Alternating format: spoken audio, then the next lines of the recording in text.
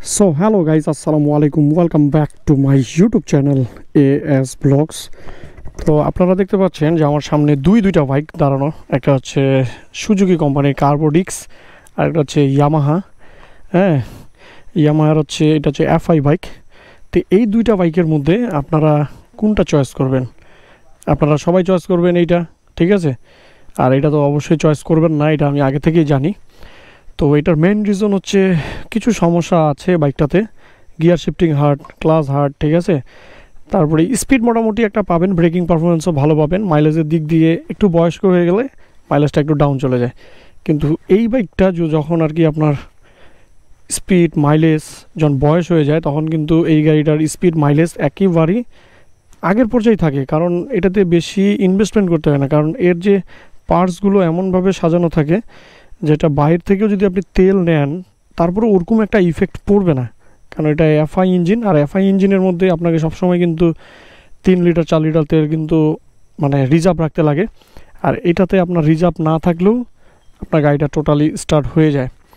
তো এটার মধ্যে একটা ভালো দিক কি আপনাকে দেখাই। এটার মধ্যে একটা ভালো দিক হচ্ছে তেল না থাকলে আপনি এই যে কিকার পাচ্ছেন, কিকার দিয়ে কিন্তু গাড়িটা স্টার্ট দিতে পারবেন, কিন্তু এই গাড়িতে আপনার হচ্ছে কিকার নাই, ঠিক আছে?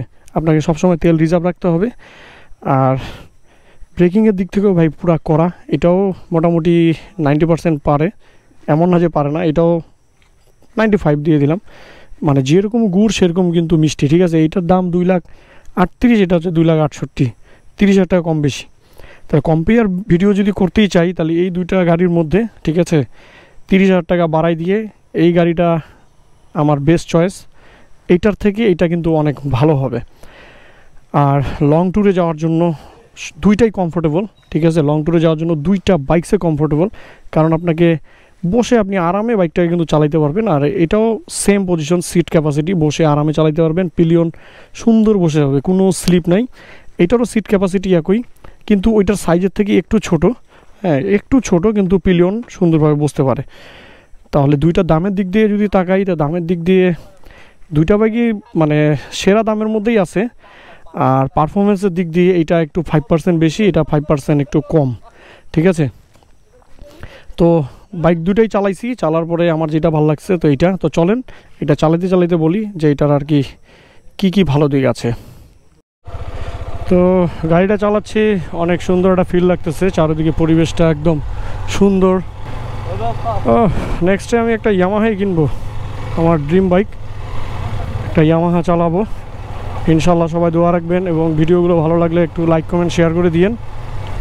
এই যে দেখেন লতা পাতাগুলো কত সুন্দর, দেখছেন কত সুন্দর লতা পাতা। এই জায়গাগুলো আরও জোস, খালি চোখে দেখতে যতটা সুন্দর, ছবি তুললে আরও জোস।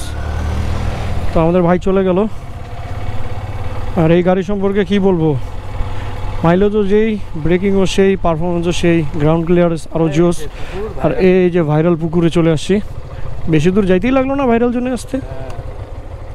এখন আমাদের থানি ভাই একটু হ্যাঁ ছবি তুলবে, আর আমরা ছবি উঠাবো। ওকে।